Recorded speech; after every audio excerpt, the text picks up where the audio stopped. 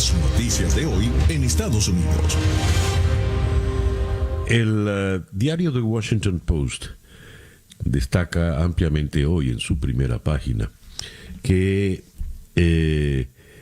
hay optimismo con la gestión del presidente Biden y su promesa por la unidad y superar las distancias, pero es tan honda la situación en los Estados Unidos, tan honda la fractura, tan honda las divisiones, que esos deseos admirables por parte de Biden quizá no puedan lograrse. Y advierten aquí algo, a lo mejor es que buena parte de los norteamericanos, de los estadounidenses, no quieren esa unión. Eso es el legado que queda, ¿no?, de la administración anterior. En ese contexto, leo aquí que hay dificultades en el Senado para poder avanzar. ¿Por qué dificultades?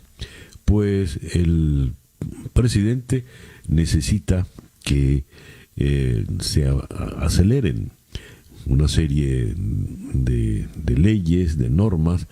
Está buscando 1.9 billones de dólares. Digo billones tal como manejamos el enunciado de números en español, pero en el inglés que se maneja en Estados Unidos es 1.9 trillones. Y recuerden que en Estados Unidos un billón es lo que nosotros llamamos un millardo, ¿no?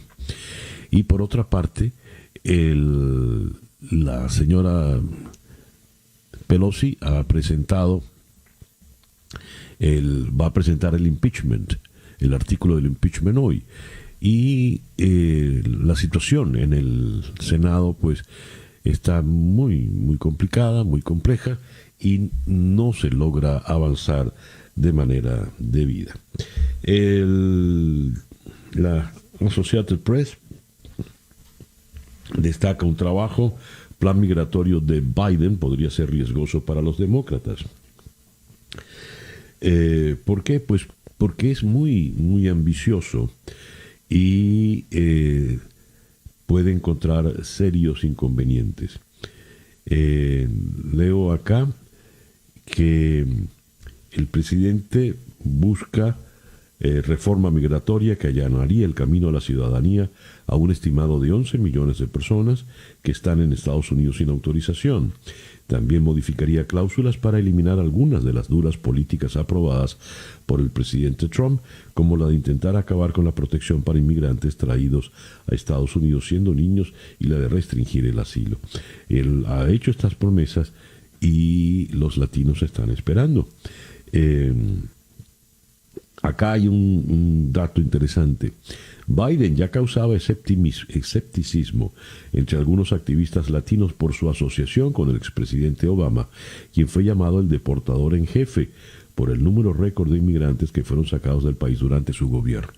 A propósito de esto, en la edición de ayer de The New York Times venía un artículo muy interesante firmado por la periodista Jane Guerrero, donde ella recordaba pues que el presidente Biden tiene que marcar distancia ante ese antecedente que dejó el presidente Obama con el tema de las deportaciones. Pasando a otros asuntos, el presidente Biden volverá a implementar de manera oficial hoy las restricciones de viaje por el coronavirus a las personas que no tengan la nacionalidad estadounidense procedentes de Brasil, Irlanda, Gran Bretaña y otras 26 naciones europeas que permiten viajar a través de fronteras abiertas. Los funcionarios, que declararon a condición de guardar el anonimato, confirmaron que Sudáfrica sería añadida a la lista de países con restricciones a las inquietudes sobre una variante del virus que se ha propagado más allá de esa nación. Y para seguir con el tema de la pandemia, el doctor Fauci declaró ayer: el objetivo del presidente Biden de administrar 100 millones de vacunas en los primeros 100 días significa que aproximadamente el 67% de los estadounidenses deberían estar protegidos contra el COVID-19 durante ese periodo, según las estimaciones del doctor Fauci. Dijo que el objetivo del presidente es de 100 millones de vacunas, no de personas. Las actuales vacunas requieren 2 dosis.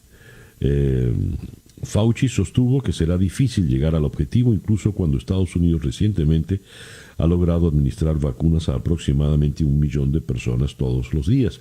Explicó que será más difícil de lograr una vez que se empiece a vacunar a personas fuera de hospitales y albergues de ancianos. El presidente Biden conversó con los vecinos, los presidentes de los países vecinos, Andrés Manuel López Obrador, que por cierto tiene COVID, y el primer ministro Justin Trudeau, México y Canadá respectivamente. Biden le prometió a López Obrador que revertirá las draconianas políticas de inmigración de la administración anterior, según un comunicado oficial de la Casa Blanca. Biden, por otra parte, reconoció la decepción del primer ministro Trudeau con respecto a la decisión de rescindir el permiso para el oleoducto Keystone XL y reafirmó su compromiso de mantener un diálogo bilateral activo y profundizar aún más la relación con Canadá. Leo acá, se espera que hoy el presidente arranque la semana con una nueva tanda de órdenes ejecutivos con las que busca desmantelar muchas de las políticas del expresidente Trump y abordar rápidamente las prioridades de su gobierno.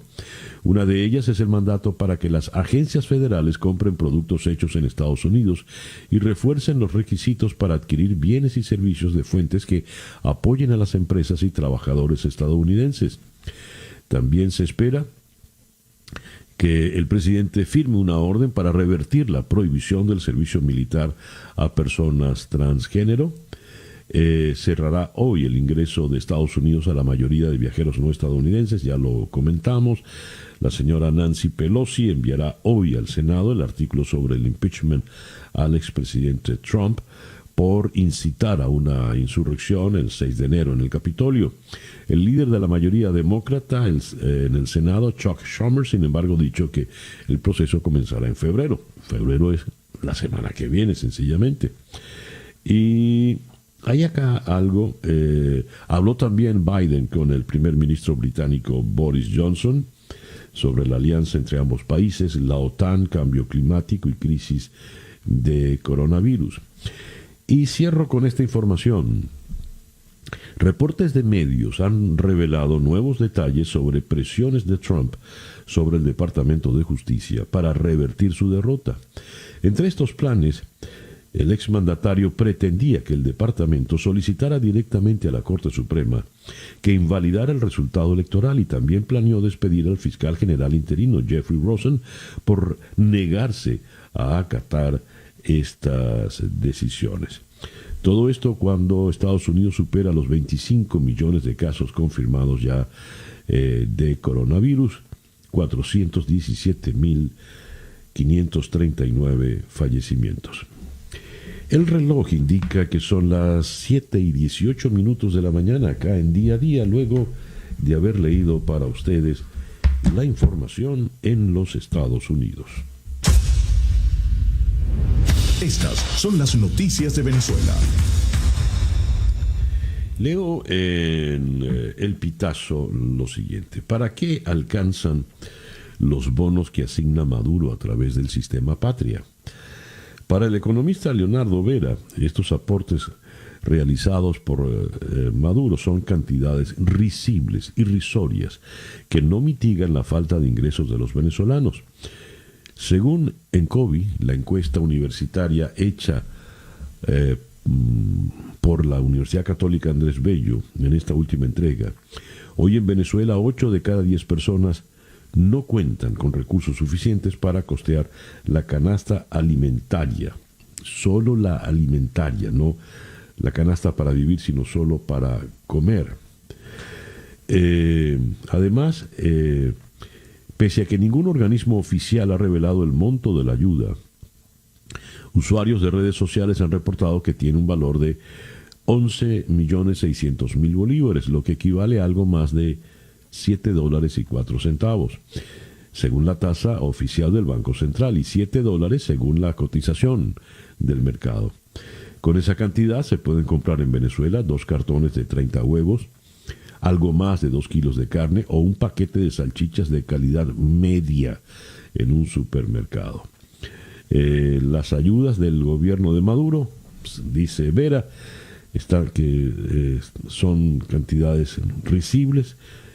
Estamos hablando de bonos que a veces su valor nominal es de $1 o $2. Con un salario mínimo de 1.200.000 bolívares por debajo de $1 mensual, en Venezuela 8 de cada 10 personas no cuenta con recursos suficientes para costear la canasta alimentaria y la pobreza de consumo alcanza al 68% de los hogares, como les habíamos dicho, según la encuesta ENCOVI. Tenemos una serie de noticias luctuosas, lamentables. La doctora Zenaida Vera falleció en el Zulia por COVID. Su esposo había fallecido 3 días antes.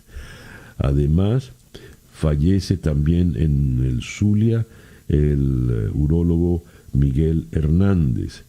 Además, en el estado Lara, fallece el doctor Cayetano de Paola, quien dirigía el Servicio de Oncología y Medicina Nuclear del Hospital Central Antonio María Pineda.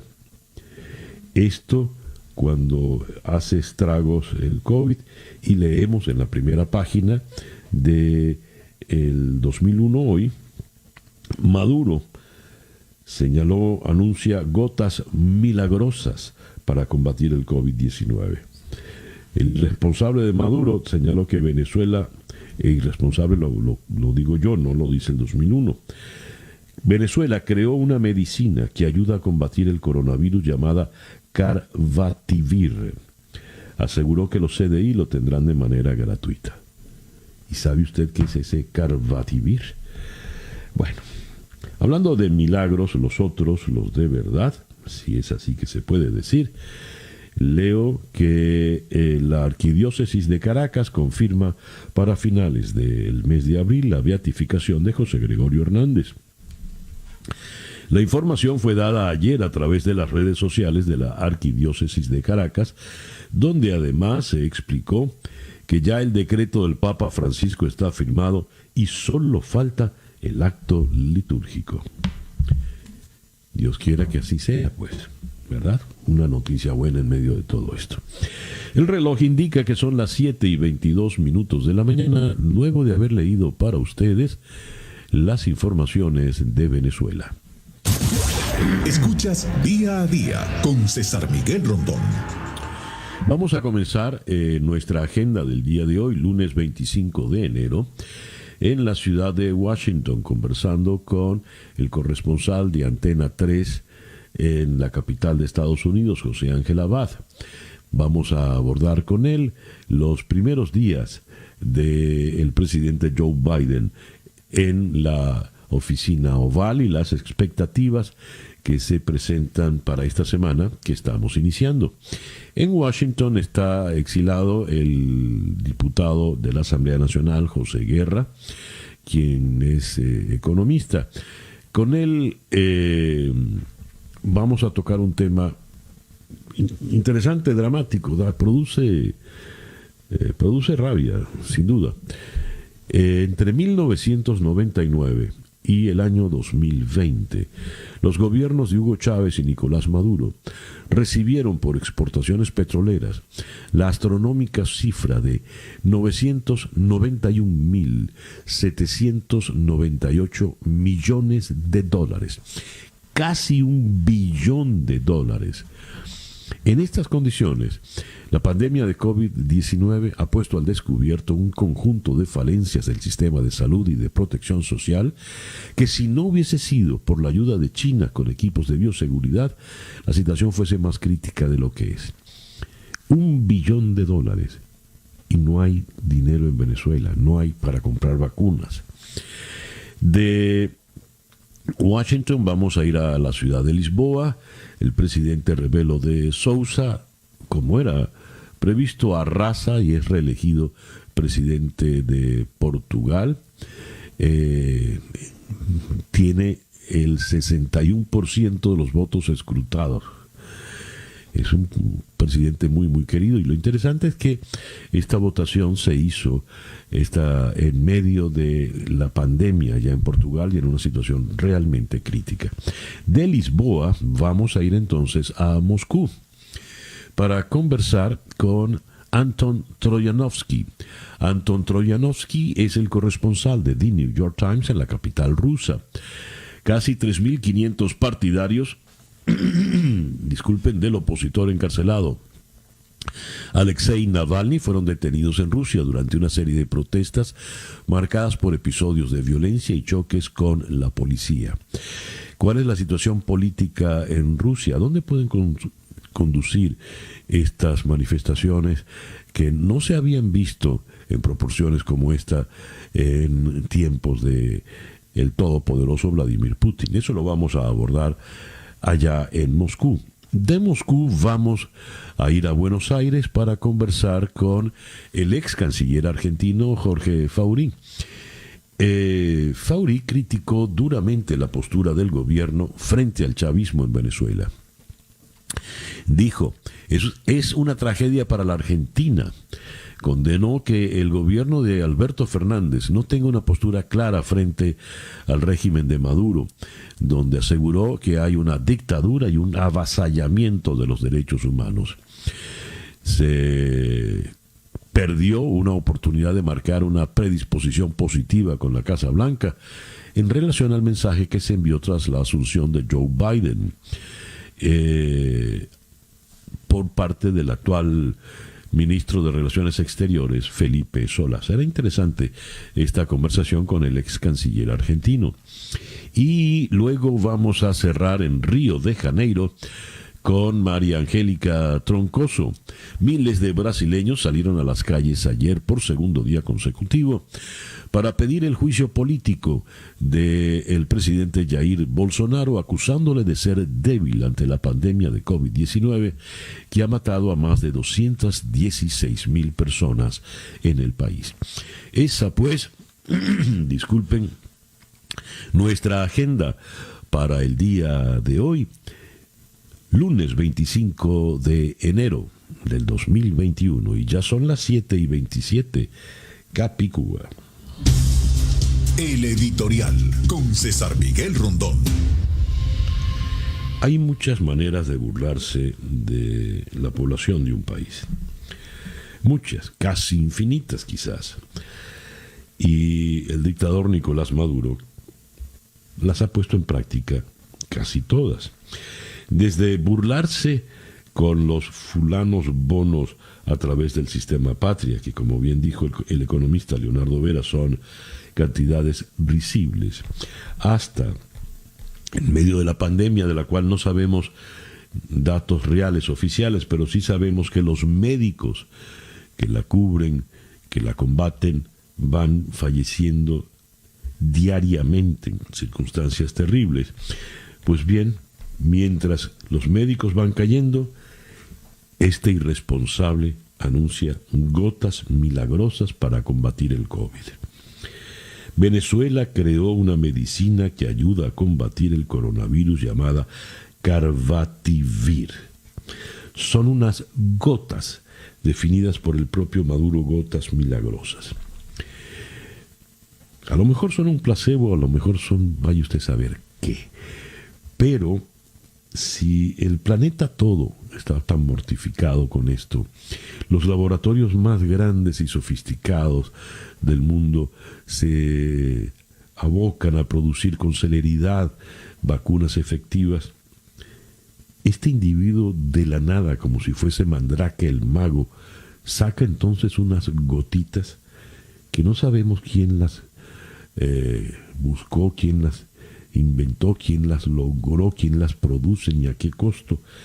Carbatimir, y ese nombre, ¿por qué? Para milagrosamente curar el COVID.